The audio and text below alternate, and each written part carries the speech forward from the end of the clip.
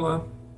O nosso tema de hoje envolve milhões de pessoas no Brasil e no mundo: o pré-diabetes e o diabetes. Você sabia que o principal mecanismo dessas doenças envolve a resistência insulínica? E o que seria a resistência insulínica? Quando nós ingerimos carboidratos, açúcares, os níveis de glicose no sangue aumentam.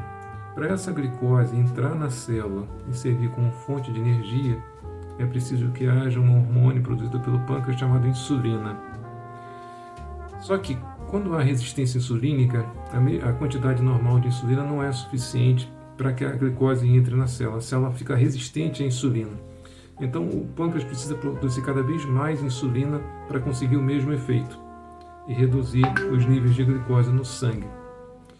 Então, o que acontece? O excesso de insulina no sangue, ele provoca uma série de efeitos adversos, que são absolutamente indesejáveis, como o aumento da fome. A pessoa tem mais fome, com isso aumenta de peso.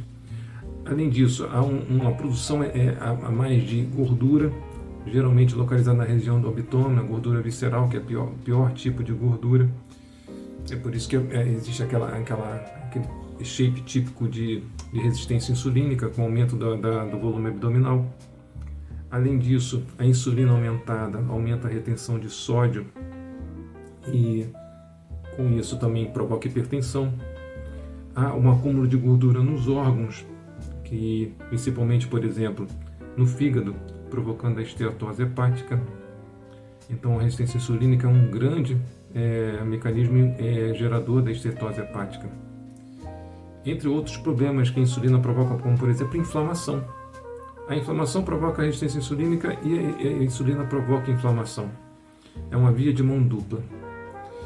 E, por exemplo, pessoas que têm dores crônicas, fadiga crônica, fibromialgia, doenças autoimunes como artrite reumatoide, lúpus, que envolvem dores articulares, precisam baixar os níveis de insulina, porque a insulina provoca a liberação de citocinas inflamatórias que provocam dor. E quais são as causas da resistência insulínica? Em primeiro lugar, o excesso de consumo de carboidratos e açúcares. Mas também muito importante é um processo de inflamação crônica, por exemplo, provocado pelo intestino permeável, leaky gut. Aquela inflamação crônica subclínica que as pessoas não percebem, mas estão inflamadas. A obesidade também é um importante fator de risco, entre outros motivos, porque também provoca inflamação crônica. A própria genética, as pessoas que são descendentes de diabéticos têm a maior chance de ter diabetes e gerar resistência insulínica. Além disso, alguns medicamentos também aumentam o risco de resistência insulínica, como beta-bloqueadores, como propanolol, as próprias estatinas, como simvastatinas, entre outras. Medicamentos muito utilizados hoje em dia para distúrbios psiquiátricos, como quetiapina ou lazapina, todos eles também aumentam o risco de resistência insulínica e devem ser utilizados com cautela, principalmente em quem tem um risco aumentado. E como é que nós podemos tratar essa condição? Em geral, o tratamento inicial é com um medicamento muito conhecido chamado metformina, que é um excelente medicamento, tem um excelente custo-benefício, custa baratíssimo e tem um efeito muito bom realmente. No entanto, existem trabalhos mostrando que a berberine, por exemplo, tem o mesmo efeito da metformina e com outros efeitos desejáveis que a metformina não tem. Por exemplo, é uma excelente anti-inflamatória. Além disso, ela regula a microbiota intestinal, a flora intestinal, ou seja, ela elimina as bactérias ruins da flora intestinal, ela tem um efeito antiarrítmico, enfim, ela tem outros efeitos que a metformina não tem.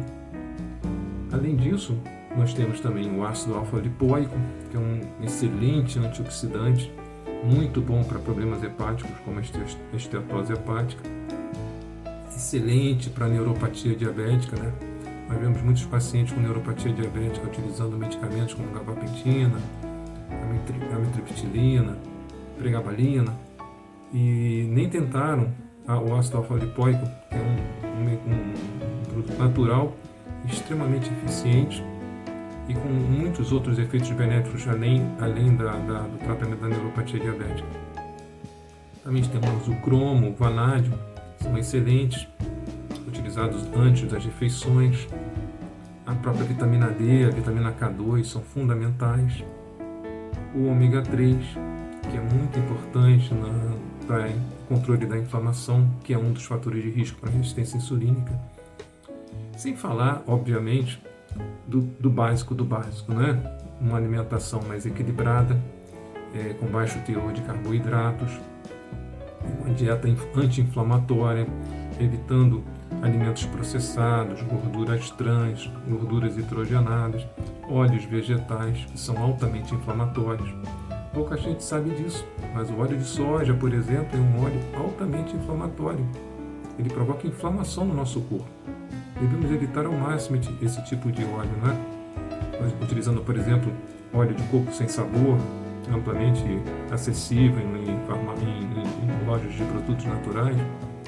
É uma excelente opção para frituras, por exemplo, o próprio azeite, mas evitar ao máximo margarinas, por exemplo, que é rica em gordura trans, alimentos processados.